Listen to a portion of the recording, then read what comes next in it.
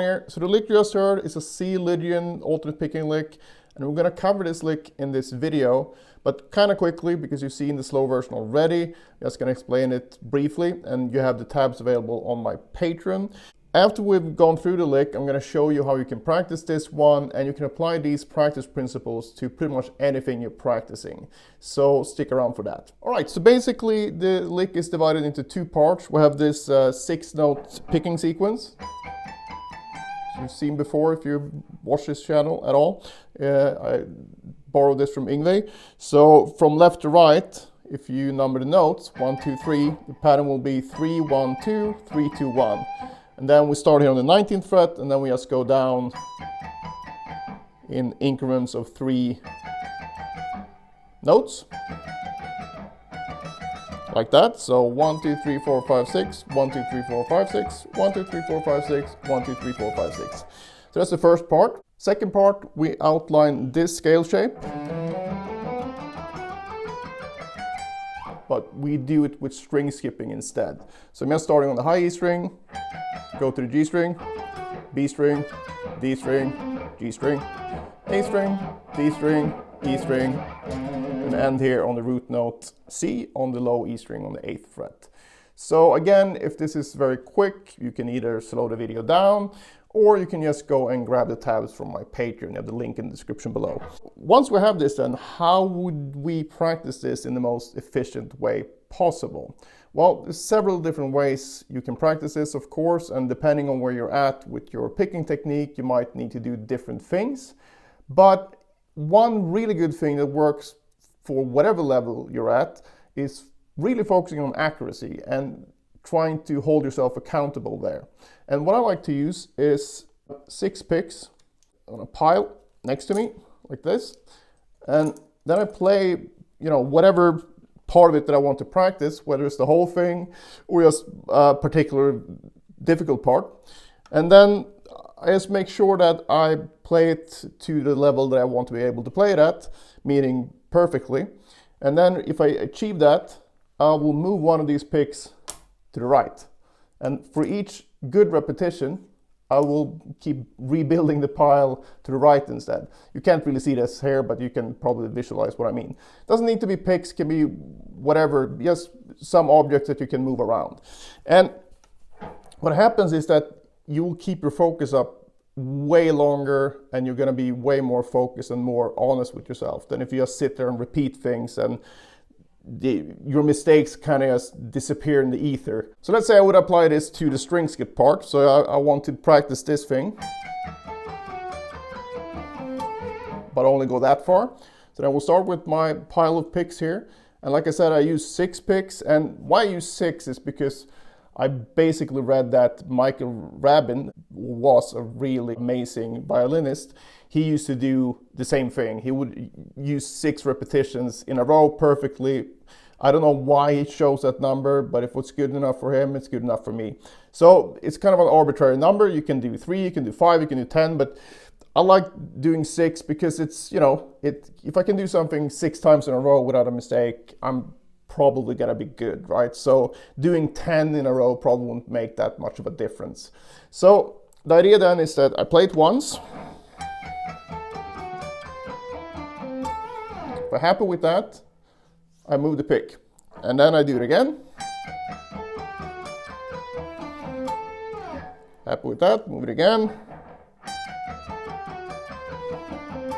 So now doing this, 2 things will happen. Either you can move the picks to a new pile, and then you can move on to the next section that you want to work on, or you might want to try raising the tempo a bit, or you might want to try a different rhythmic variation. Maybe you did it first with one subdivision, now you try something else. So to practice here, move on in that sort of same vein, or just move to the next part of the lick. But the really important part here is that you're really honest with yourself. So if you make a mistake, meaning anything that you didn't want to happen, and if you, let's say, recorded yourself and you had to play this for someone you respected, you would feel good about that take, then you're good. If you wouldn't feel good about that take, then that would be a mistake in this regard. So you kind of need to be quite hard on yourself here.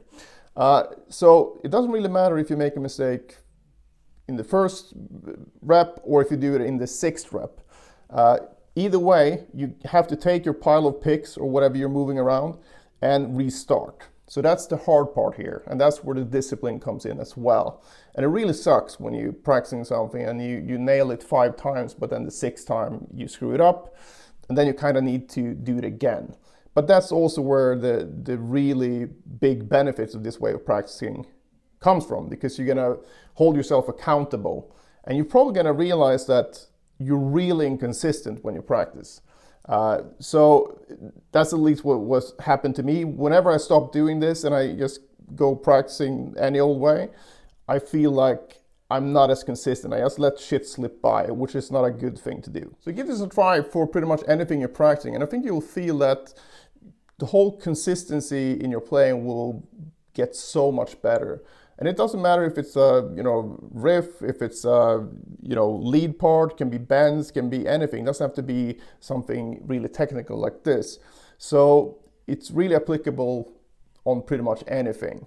If you have trouble with alternate picking in general, this lick probably is going to be too much for you. But what I would suggest though is learn it as it is, so you can just play through, even if it's like,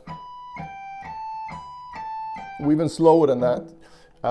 If you like the sound of it, because then you will know how that sound is produced, and then this can be something that can inspire you to work on your overall picking. And for working on your overall picking, you can take this pattern, but you take that through the 4 different fingerings of the left hand, meaning you can do 1, 2, 3. So if we do that from the 12th fret here, basically I'm going to go like this. And then I do it with 1, 2, 4. Then 1, 3, 4, and then finally 2, 3, 4. And this is where you want to be at a very slow tempo, getting everything as perfect as possible and amassing a shit ton of reps, to be honest. That's what it takes to get really good at the alternate picking stuff. Now maybe it's the string skipping thing that gives you trouble. You can apply the same mechanical practice method for that, and you can use the same fingerings. So in this case we're going to do 1, 2, 3, and then I'm just going to mimic the pattern itself, meaning we're jumping strings like that. So I would do that with 1, 2, 3, but in this case then I'm going to descend first. So I'm just keeping it in one position. Then I shift down 1/2 step instead of a whole step. So basically what I do, I keep it in the same position, and then if I need to shift, like at the end of the lick here, I do that but in a 1/2 step. So I get the shift, meaning more for the picking actually, so I don't do this, because that's not going to feel the same as actually going down like that. And then I do the same thing with all the fingerings. So I do 1, 2, 4.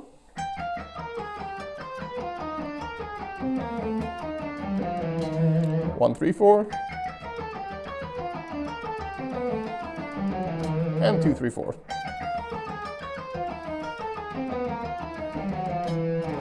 And obviously I wouldn't just do it in one position and be done with it. I would do this all over the fretboard, either by doing all 4 fingerings like I just did and move it up in 1/2 steps, or I would just take one fingering and keep moving it. So I would start down here, which you can't see. So I'm going to start here. So let's say I do 1, 2, 3 here.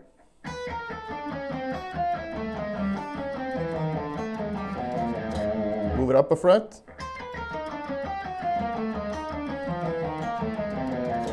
And keep going like that. You could even turn this around so you would go up instead like this.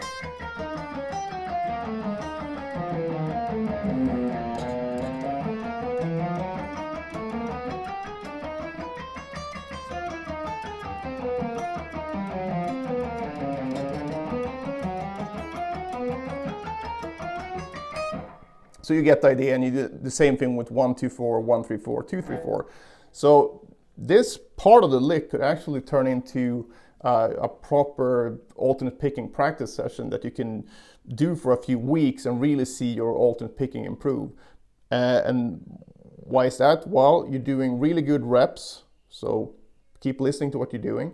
And also you're going through it systematically, so you're not only using one type of fingering, you do all the possible fingerings that you will come across when it comes to 3 note per string. And yes, I know we don't do any stretches here, but it's going to feel the same synchronization wise to do 1, 2, 4 like that, or like that, or like that. It doesn't really matter to your brain because it's the same fingers, same signals, and the same timing.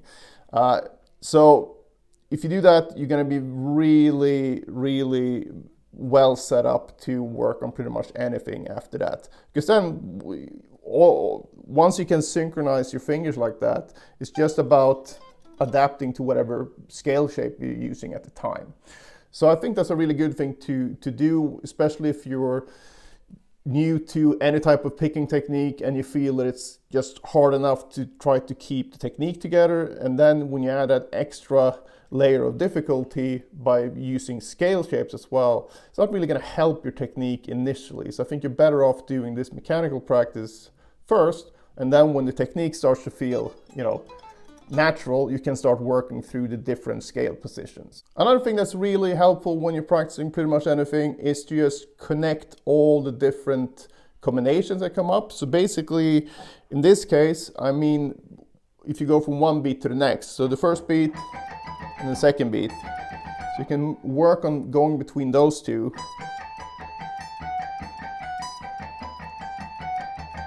That's one exercise, and you go from beat 2 to 3.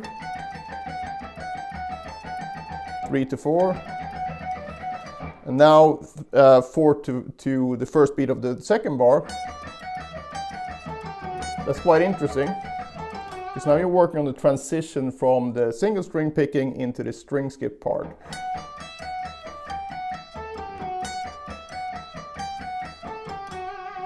And then you keep going like that throughout the whole lick. So all these connections then, you can see them as chart builders, and I put them together in the tab as well. So just go to my Patreon and you can download the tab. You can use the MIDI and you can play along in your DAW, or if you have Guitar Pro, you can just play along with the Guitar Pro. But you have all that available on my Patreon, and that's going to be available for the lowest tier, so the $5 tier. So if you're interested in that stuff, you have a link down in the description. Now, in case you missed it, I have 2 books out right now. It's Modal Alternate Picking and Pentatonic Picking Power. They really complement each other as well, so you can't go wrong picking up either one or both. If you want to get both, you can get them at a slight discount. I have a book bundle for $15. You get both books. And these books, if you actually practice them as intended, they will keep you busy for quite a while. So check that out as well. Link in the description as usual. If you have any questions, just post them below. Otherwise, see you in the next one.